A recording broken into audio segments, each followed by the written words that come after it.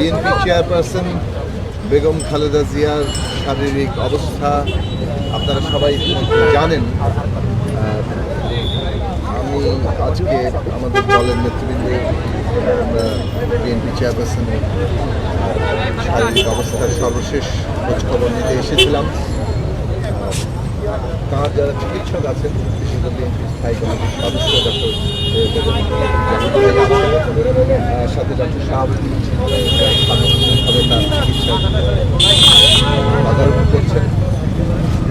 তাঁদের বক্তব্য হচ্ছে যে তিনি তুলনামূলকভাবে স্টেবল আছেন, গত কয়েকদিন যেভাবে ছিলেন। তার বিভিন্ন ধরনের চিকিৎসা চলছে, এই মুহূর্তেই তার ডায়ালিসিস চলছে। তো মোটামুটিভাবে তিনি সবাই ডাক্তাররা বলেছেন যে তারা তাদের সর্বোচ্চ চেষ্টা করছেন এবং তারা তাদের যতটুকু আশা তারা এখন ধরে রেখেছেন এবং সেই চিকিৎসাটা চালিয়ে যাচ্ছেন। সবাইকে দোয়া করার জন্য তারা বলেছেন, কেননা এটা তো সারা দেশবাসী আসলে উন্মুখ হয়ে আছেন। বেগম খালেদা জিয়া, যাকে বাংলাদেশের মানুষ দেশনেত্রী হিসেবে অভিহিত করেন, বিশেষত গত 15 বছরে যেভাবে তিনি নির্যাতন, এই সমস্ত কিছু মোকাবেলা করে ফ্যাসিবাদের বিরুদ্ধে লড়াইয়ে মানুষের আশা ভরসার কেন্দ্র হিসেবে ছিলেন। তিনি একটা নতুন উচ্চতায় প্রধানমন্ত্রী লড়াই করেছেন, সেগুলো তো আছে। গত 15 বছরে তার লড়াই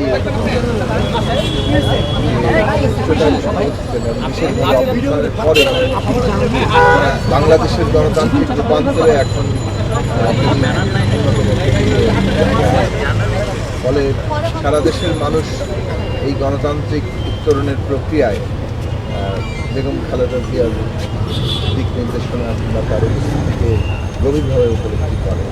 ফলে সবাই আমরা মনে করি যে সারা দেশবাসী তার জন্য দোয়া করা দরকার, দোয়া করছেন এবং আশা করি দেশের মানুষের ভালোবাসার দোয়া এবং চিকিৎসকদের অবশ্যই সার্বক্ষণিক যে চিকিৎসা চলছে তিনি আবার ফিরবেন, আমরা সেই আশা করি। কি ভাই বলছে রাতের পর থেকে অবস্থা আরো ক্রিটিক্যাল হয়ে গেছে, আপনি এই সম্পর্কে কোনো কিছু জানতে পারছেন? কিছুক্ষণ আগে বিএনপির ভাইস চেয়ারম্যান আহমেদ আজম খান তিনি আমাদেরকে বলেছেন, আপনি কিছু শুনেছেন? সর্বশেষ ডক্টর শাহাবুদ্দিন বলেছেন যে তিনি গত একদিন যে স্টেবল আছেন, ক্রিটিক্যাল তো হচ্ছেই ক্রমাগত, তবে একটু আগে ডক্টর জাহিদ বলেছেন যে তিনি রেসপন্ড করছেন এবং তারা আশাবাদী এবং সবাই কাছে দোয়া চাইছে। কিছুটা উন্নতি বলা যায় আসলে এটা ডাক্তাররাই বললে ভালো হয়। আমাদের যেটা হয়েছে যে আমরা যে কোর্সটা নিয়েছি তা আমি যেটা জিজ্ঞেস করছি স্টেবল আছে, তারা চিকিৎসা দিচ্ছেন এবং তারা তাদের আশাবাদ নিয়েই তারা চিকিৎসা